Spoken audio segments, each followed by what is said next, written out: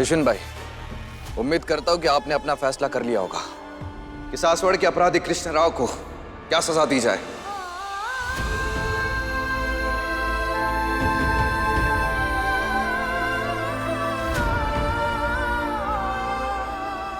कर लिया है।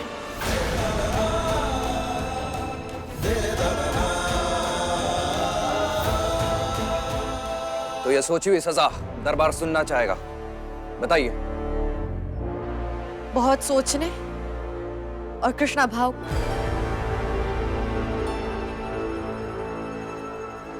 कृष्णा राव के अपराध पर गौर करने के बाद हमने ये फैसला लिया है कि कृष्णा राव की सारी संपत्ति को जब्त कर लिया जाए और राजकोष में दे दिया जाए। उसके बाद राजकोष से इन्होंने जितना धन चुराया है इन्हें वो वापस लौटाना पड़ेगा। लाडू, सारी संपत्ति जब्त करने के बाद मैं धन कैसे लौटाऊंगा? शांत, जब बोलने को कहा जाए तभी बोलना।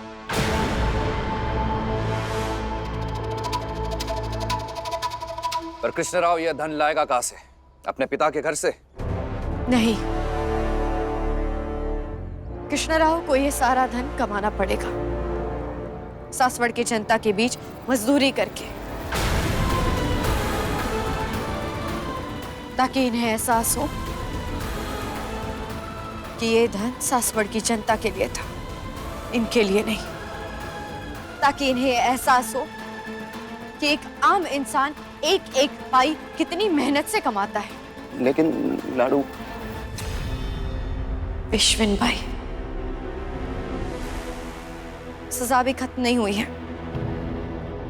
राजकोष से चोरी करने के और कोषाध्यक्ष को सही समय पर ना रोकने के अपराध में कृष्ण राव को 100 कोड़े लगाए जाए।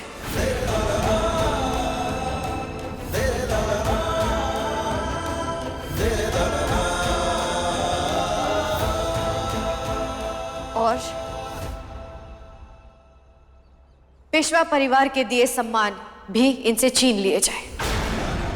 आज के बाद राज्य या दरबार में वो किसी भी पद पर नहीं रहेंगे जब तक वो पूरा कर्जा नहीं चुका लेते। कृष्ण राव एक आम इंसान की जिंदगी जिएंगे। मृत्यु दंड से बड़ा दंड है अपने अभिमान की मृत्यु, अपने मान की मृत्यु होता है। कृष्ण राव ने आज तक इस घराने में एक बहुत ही आराम की जिंदगी जी है। सासवड़ के लोगों ने बहुत प्यार, बहुत मान सम्मान दिया है इन्हें, और यही सासवड़ की जनता के सामने जब ये जाएंगे, उनके बीच जाकर श्रम करेंगे तो सवाल भी उठेंगे, कारण भी पूछे जाएंगे, और जब ये जवाब देंगे तो इनसे घृणा भी होगी, इनका अपमान भी होगा, और तब इन्हें एहसास होगा कि जरा से धन के लिए इन्होंने अपनी सबसे बड़ी संपत्ति खो दी। हमेशा के लिए इन्होंने अपना मान खो दिया। उस वक्त इन्हें एहसास होगा कि जिंदगी में कोई भी कदम उठाने से पहले एक बार नहीं,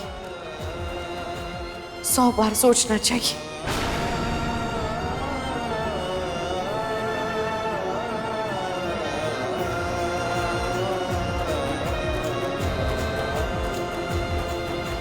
पेशविन भाई के इस फैसले पर पेशवाई मोहर लगा दी जाए। जी पेशवा सरकार।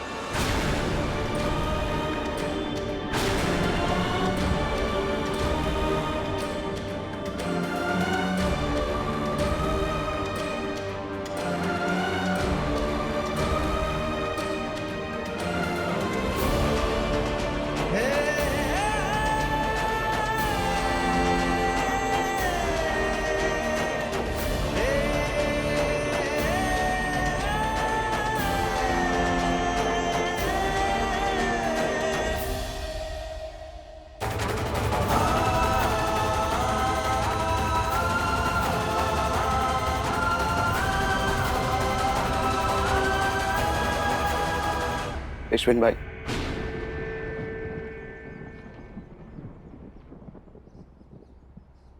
आपका आपका बहुत बहुत आभार। आपने मुझे एक नया जीवन दान दिया। मैं ये एहसान कैसे चुकाऊंगा?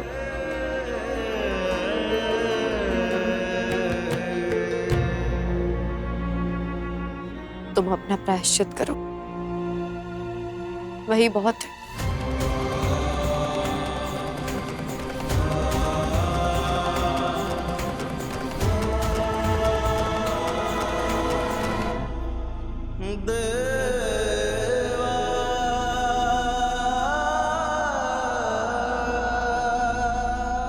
आपकी कृपा है कि काशीबाई की जान बच गई। मालकिन, आप खुश हैं? आप सच में नहीं चाहती थी कि काशीबाई फांसी पर चढ़े? मैं नहीं चाहती थी कावेरी कि पेशवा काशीबाई को फांसी पर चढ़ाए।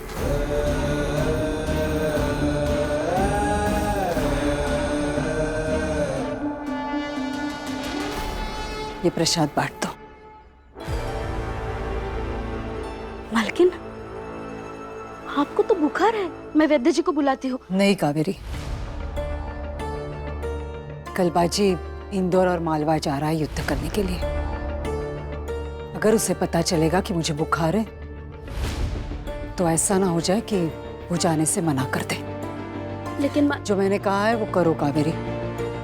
किसी को भनक भी नहीं लगनी चाहिए कि मुझे बुखार है। तुम्हें कसम है मेरी। जाओ अब। जी।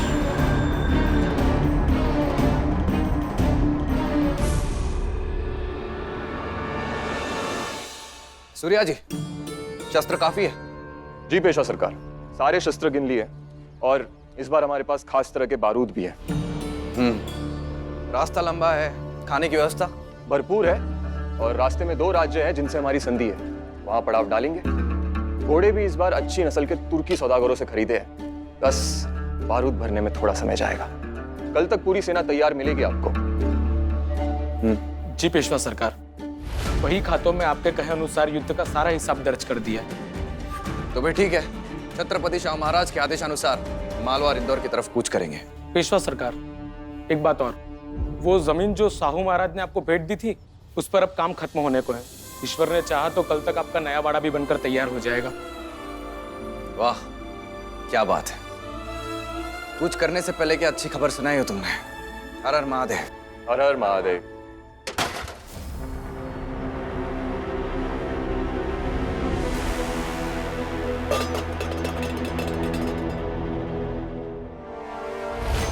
सूर्या जी। जी पेशवा सरकार। कृष्णराव की सजा कैसे जा रही है? आप देख तो रहे हैं, कृष्णराव को जल्द ही एहसास हो जाएगा।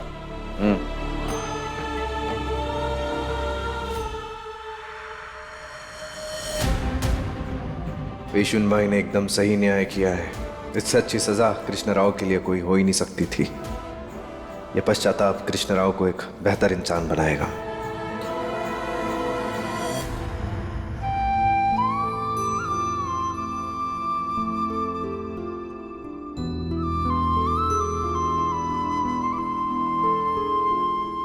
क्या हुआ लाडू?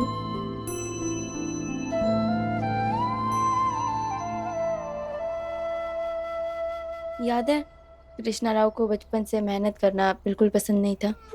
सबसे पहले बिस्तर ढूंढते थे सोने के लिए, और अब देखो। क्या कर सकते हैं गंगा, अब अपने किए की सजा तो भुगतनी ही पड़ेगी।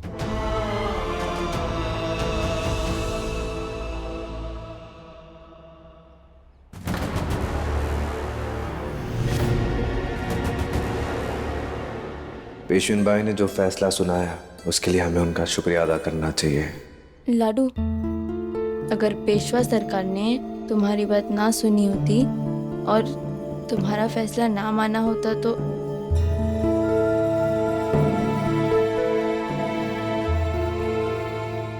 गंगा, हम अभी आते हैं।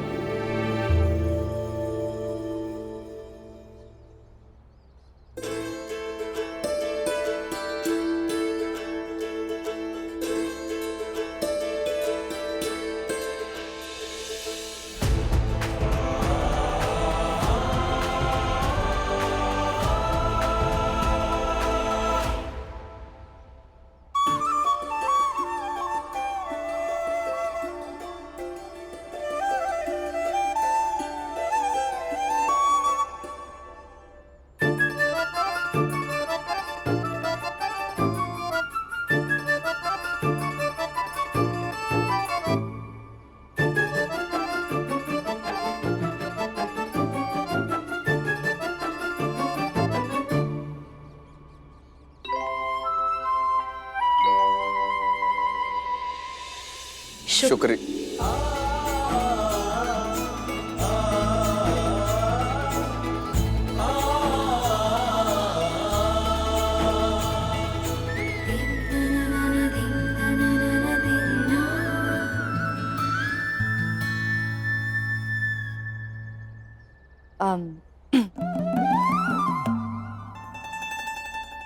वो आपने जो मतलब हमने जो फैसला किया, आपने माना उसे और कृष्णराव को जीवन दान दिया है, तो उसके लिए फैसला तो तुमने सही किया है।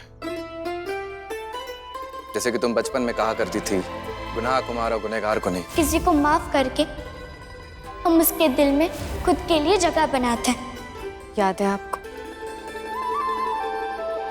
और आपने भी कृष्णराव को फांसी ना देकर उसे अपनी गलती सुधारने का मौका दिया, तो उसके लिए भी।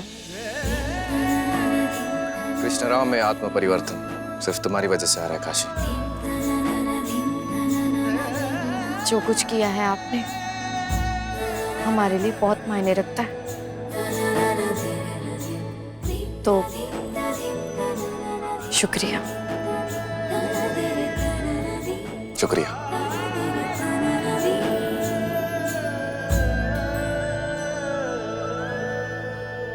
वैसे मैं कल मालवा और इंदौर की तरफ कूच कर रहा हूँ। कल?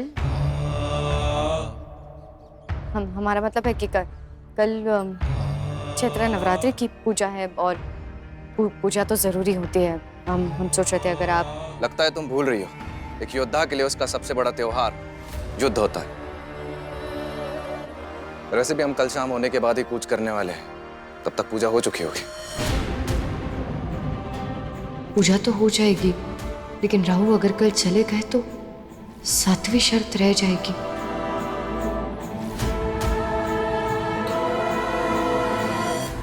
सातवीं शर्त? अच्छा, यहाँ पे युद्ध सर पर मंडरा रहा है। सारे सैनिक इंदौर और मालवा की तरफ कूच करने पर तुले हुए हैं, और तुम्हें तो बस अपनी शर्तों की पड़ी है काशी भाई। हमेशा नियत की बात करती थी ना तुम। ये तुम्हारी नियति है जो तुम्हारे 7 दिन पूरे हो चुके हैं। तुम्हारी 7वीं शर्त अभी तक टूटी नहीं है, और उम्मीद करता हूं कि तुम्हें यह बात याद होगी कि सासवड़ में कल तुम्हारा आखिरी दिन है। जाओ, चली जाओ अपने मायके, हमेशा हमेशा के लिए।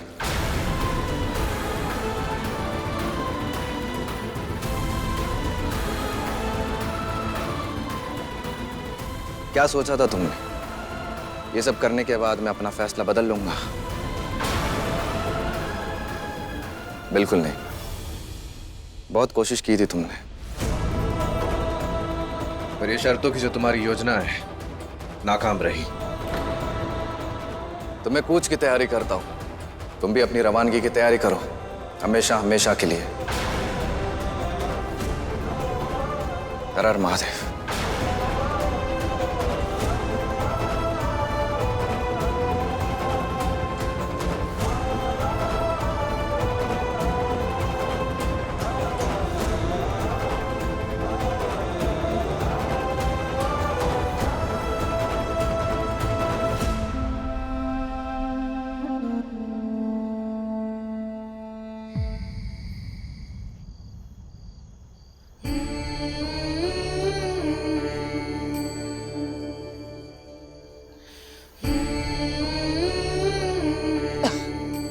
आई,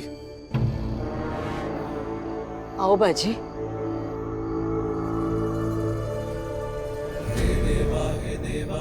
क्या हुआ बाजी, सोए नहीं?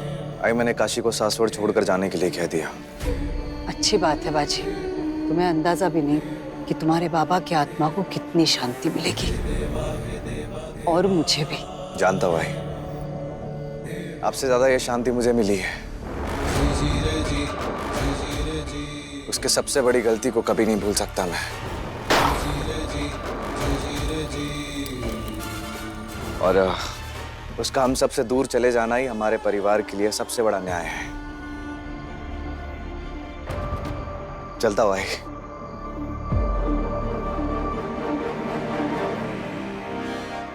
क्या तुम्हें बाबा की तबीयत के बारे में पता था? हाँ, पता था। काशीबाई, अब कल तुम अपने मायके लौट जाओगी। मैं जानती थी तुम कितने भी तीर चलाओ, मेरे बेटे पर तुम्हारा निशाना नहीं लगेगा।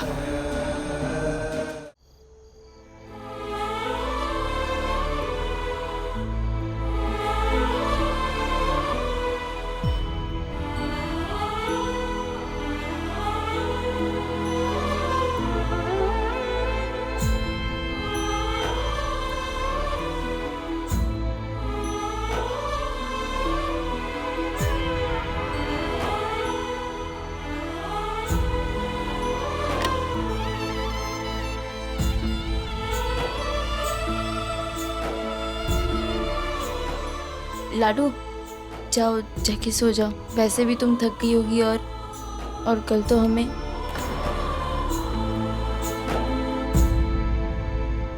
सो जाएंगे हम, तुम भी जाके सो जाओ। लाडू, मैं प्रार्थना करूंगी कि कोई चमत्कार हो जाए और तुम्हारी आखिरी शर्त भी। गंगा,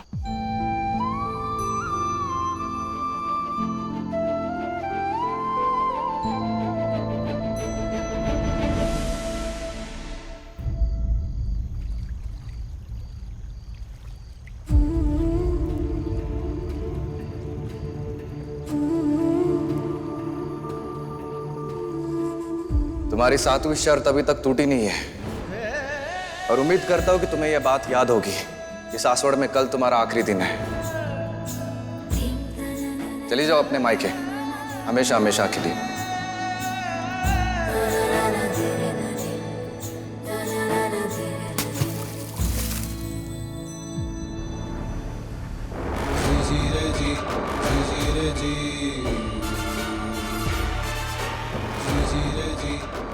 क्या चाहिए तुम्हें? मैं जानता हूं कि तुम यहां पर क्यों हो, लेकिन बात कभी शर्तों की थी नहीं। सच कहूं तो कभी नहीं।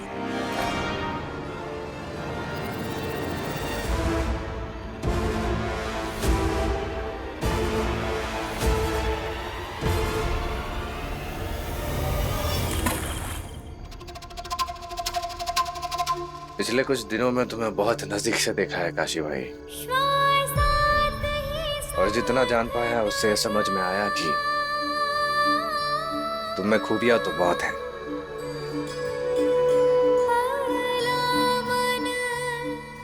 लेकिन क्या करे काशी भाई, जैसे सूर्य ग्रहण के वक्त चांद सूरज को छुपा देता है, बस ये तुम्हारी पुरानी गलतियां तुम्हारे अच्छे गुणों को छुपा देते हैं। तुम्हारी वजह से मेरे आई के कमरे में बाबा की प्रतिमा है। तुम्हारे गुणों की वजह से, तुम्हारे स्वभाव की वजह से, तुम्हारी इन गलतियों को मैं कभी भूल नहीं पाऊंगा। कुछ नहीं बदलेगा काशी, कुछ नहीं। जो कुछ भी तुमने मेरे साथ किया है वो इस जन्म में भूल पाना मेरे लिए नामुमकिन है। ना मैं तुम्हारी गलतियों को भूल पाऊंगा और ना ही मैं तुम्हें माफ कर पाऊंगा।